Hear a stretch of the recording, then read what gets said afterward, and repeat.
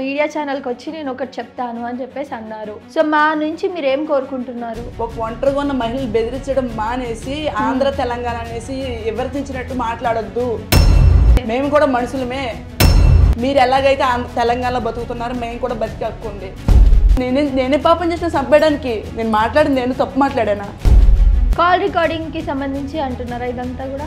Call రికార్డింగ్కే ఇంకా చాలా చాలా ఉన్నాయండి. ఇవన్నీ నేను ఏం చెప్పాలి అర్థం కావట్లేదు. వాళ్ళు ఎలా మాట్లాడుతున్నారంటే అది బూతులు కూడా మాట్లాడుతున్నారు, అసహ్యబద్ధంగా మాట్లాడుతున్నారు.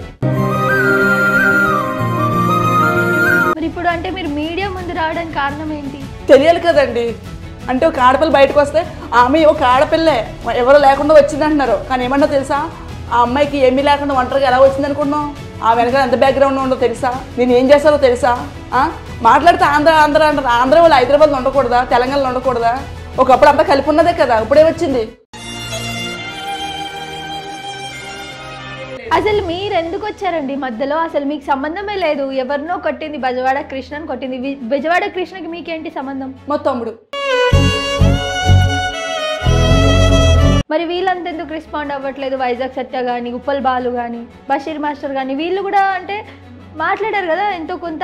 సరే ఏమైనా చేద్దాం అనుకున్నారు. మళ్ళీ అంటే తప్పు ఉంది కదా మీ తమ్ముడిది. మా తమ్ముడు తప్పు ఉందని నేను కూడా చెప్పిన. ఒరే తమ్ముడి తప్పు, ఒక ఆడపిల్లని అలా చేయడం తప్పు. మీరు బర్రెలకి టాపిక్ మాట్లాడకుండా ఉండాల్సిందేమో. మాట్లాడకుండా ఆ పిల్లోడికి అట్లా కొడతా వాడు చచ్చిపోతానంటే అతనే మూసుకొని కూర్చున్నాడు కదా. అతనేమి ఇప్పుడు చెప్పట్లే, కెమెరా ముందుకు రమ్మంటే కూడా నేను రాను అంటున్నాడు. వాడు నిలదీసే ధైర్యం వాడికి.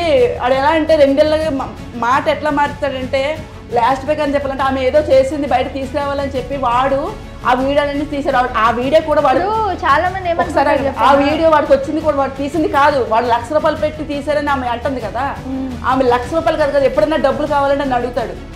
అక్క నాకు 200 కావాలి, 200 కాకుండా కొట్టినోడికి లేదు మీకెందుకు అన్నట్టు ఉంటుంది. ఇప్పుడు ఇలా ఇలా మాట్లాడితే మరి కొట్టినోడిని వదిలేసేసి కొట్టించుకున్న వదిలేసి నన్ను ఎందుకు మరి బ్లేమ్ చేయడం? అదే మీరు మాట్లాడారు కదా మొన్న, గట్టిగా మాట్లాడారు కదా కాల్లో మాట్లాడి నిజం మాట్లాడా, అది నిజం కదా.